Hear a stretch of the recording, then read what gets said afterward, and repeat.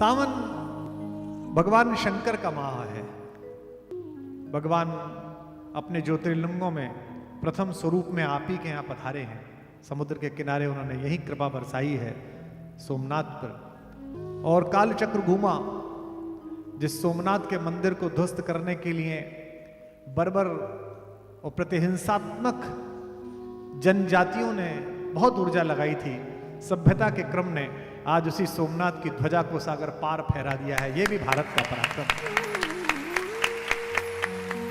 भगवान राम और शंकर की युति विश्व में भगवत्ता की अद्भुत युति है। हमको यह सिखाया गया कि शिखर पर व्यक्ति अकेला होता है, शिखर पर युति नहीं हो सकती। एक नया शब्द युग्म हमारे बच्चों के बीच फेंका गया, कट थ्रॉट कंपटीशन, गला काट प्रतिस्पर्धा। यानी कि जब दौड़ लगे तो पड़ोस में जो दौड़ रहा हो और उसके आगे निकलने की संभावना हो तो उसका गला काट दो। यह पश्चिम ने बोया।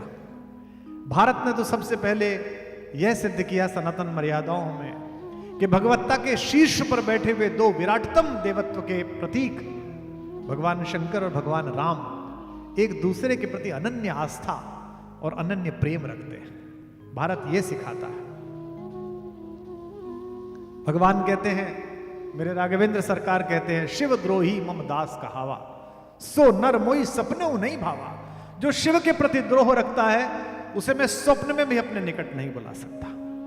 अपने जीवन के सर्वाधिक महत्वपूर्ण पलों में जब ईश्वर से शक्ति लेने का समय आया राघवेंद्र सरकार राम का, तो उन्होंने रामेश्वरम में जिस शिवलिंग की स्थापना की, भगवान शंकर से पहले प्रार्थना की और कहा कि मुझे शक्ति दीजिए कि मैं दुनिया के सबसे बड़े आतंकवादी को पराजित करके विश्व में शांति स्थापित कर सकूं।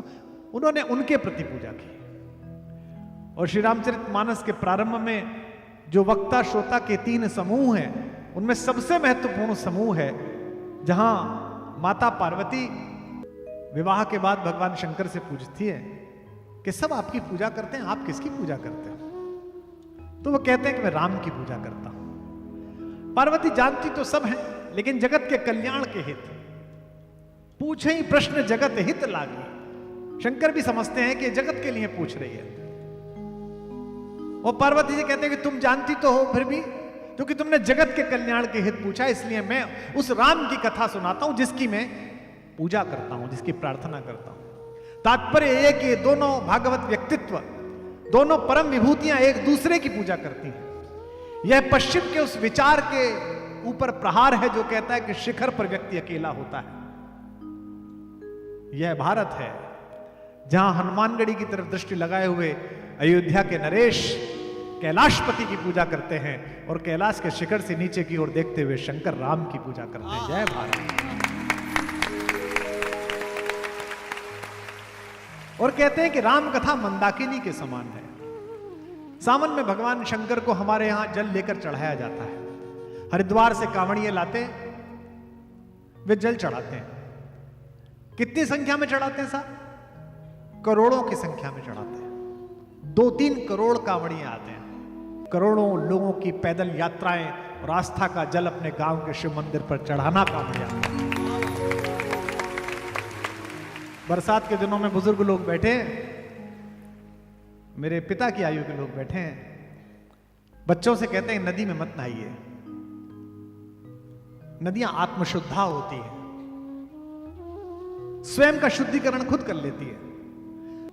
ग्लेशियर पिघलते हैं, पर्वतों से मूसलाधार पानी बरसता है, आसपास बचे हुए शहरों के गलियों से, वीथिकाओं से बहता हुआ पानी नदियों में पहुंचता है। और जितना भी आपने कूड़ा कचरा फेंका है उसको आवेग के साथ उठाकर वो रत्नाकर में फेंक आता है, समुद्र में फेंक आता है। समुद्र का हैबिटेट उसको अपने हिसाब से गला लेता है। नदियों को गंदा करना बंद कर दीजिए, नदियां स्वयं शुद्ध हो जाएंगी। इसलिए गोस्वामी जी कहते हैं राम कथा मंदाकिनी चित्रकूट चित चारु। राम कथा रूपी मंदाकिनी चित्रकूट में जो बहती है, और हृदय रूपी चित्रकूट में अगर बहे तो कैसे? तुलसी सुभग स्नेह वन सिय रघुवीर विहार। अगर हृदय को स्नेह से भरा हुआ वन बना लिया है तो उसमें निश्चित रूप से, जैसे चित्रकूट में भगवान ने अपनी जगदम्बा हमारी मां के साथ विहार किया, ऐसे सिय रघुवीर विहार। गंगा और राम कथा एक जैसी है। तो नदियों में नहाने के लिए मना कर दिया गया कि नदियों में कोई नहाएगा नहीं। तो माता गंगा ने भगवान शंकर से शिकायत की कि लोग बाग आते थे, आपका विग्रह लाते थे, हाथ में रख के स्नान करते थे, इस बहाने में आपका दर्शन करती थी। हे धरती के पिता, आपने मुझे अपने मानस में धारण किया था जब मैं पृथ्वी पर उतरी थी। कोई मुझसे पूछता है कि कंधे पर भी तो उतार सकते थे, शंकर ने सिर पर क्यों उतारा? ये बच्चियां बैठी हैं, बेटियों को ही अधिकार है कि वो बाप के सिर पर खेल सके। ये केवल पुत्रियों को अधिकार है,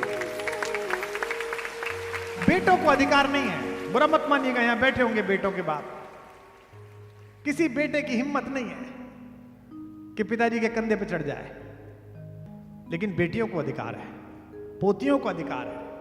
छोटी छोटी थी, दादा के कंधे पर है, सिर पर है, तो मां उतरी तो सिर पर ही उतरी। तो मां गंगा ने भगवान शंकर से कहा कि पूरे वर्ष भर में लोग आते हैं, आपका विग्रह लेके आते हैं, शालिग्राम जी की बिटिया लेके आते हैं, स्नान करते हैं, और मैं आ नहीं पाऊंगी, ऐसे कैसे चलेगा? तो भगवान ने कहा चिंता मत करो भगवती, मैं ऐसी व्यवस्था बनाता हूं कि मैं जहां हूं और जिस गांव में हूं, मेरे भक्त तुम्हारे तट तक जाएंगे, अपने कलशों में भर के लाएंगे, पैदल पैदल आएंगे और मेरा अभिषेक करेंगे, पिता और पुत्री का संबंध खंडित नहीं होगा। यह शंकर की व्यवस्था है श्रावण मास में। दोनों भगवान विष्णु से निकली हैं, एक भगवान विष्णु के चरणों से निकली है, एक भगवान विष्णु के आचरणों से निकली है। दोनों को भगवान शंकर ने अपने मानस में धारण किया, एक को जटाओं में धारण किया है, एक को मस्तिष्क में धारण किया। गोस्वामी जी लिखते हैं, रच महेश निज मानस राखा, पाई सुसमय सिवा मन भाषा। अपने मन में बना के रख रखी थी, समय आया तब कहा। रामचरितमानस प्रारंभ करते समय ही उन्होंने कह दिया कि कलयुग रूपी पेड़ पर संशय रूपी पक्षी बैठा हुआ है। इस कलयुग में सबसे बड़ी समस्या क्या है? संशय। हर एक को एक दूसरे से शक है, राजनीतिक दलों में एक दूसरे पर विश्वास नहीं है, नौकरी करते में विश्वास नहीं, संबंधों में विश्वास नहीं है, संशय प्रमुख है। तो गोस्वामी जी ने कहा कि राम की कहानी इस कलयुग रूपी वृक्ष पर बैठे हुए संशय रूपी पक्षी को उड़ाने के लिए ताली के समान है। राम कथा सुंदर करतारी, राम कथा सुंदर करतारी, संशय विहग उड़ावन हारी। राम कथा सुंदर करतारी, संशय विहग उड़ावन हारी। मंगल भवन या मंगल हारी, द्रबहु सुदशरथ अजिर बिहारी। मंगल भवन या मंगल हारी, द्रबहु सुदशरथ अजिर बिहारी। और ये भी कहते हैं शंकर कि ये कलयुग रूपी पेड़ को फिर काटूं कैसे, इस पर कब कब संशय बैठेगा। तो गिरिराज कुमारी से कहते हैं, पार्वती से कहते हैं कि सुनो पार्वती, मैं सुना तो रहा हूं, ये राम की कहानी कुल्हाड़ी के समान है जो इस पेड़ को काटेगी। कहते हैं सादर सुन, आदर पूर्वक सुनना, अनमने मन से मत सुनना। इस परिसर में आज बैठो कल बैठो, अनमने मन से बैठे हो तो चले जाना, मत आना। बैठे हो तो पूरे बैठना, 100% बैठना, क्योंकि पिछले जन्म में सती के रूप में अनमने मन से सुना था, तो अपना भी कष्ट पैदा किया जीवन का और मेरा भी पैदा किया।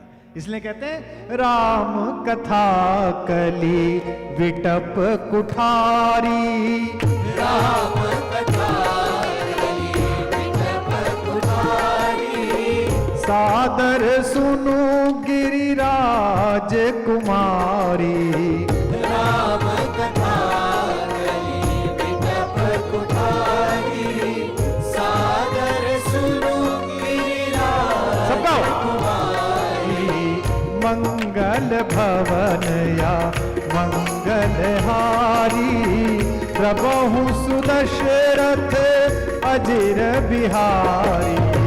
मंगल भवन या मंगल हारी, प्रभु सुदशरथ अजिर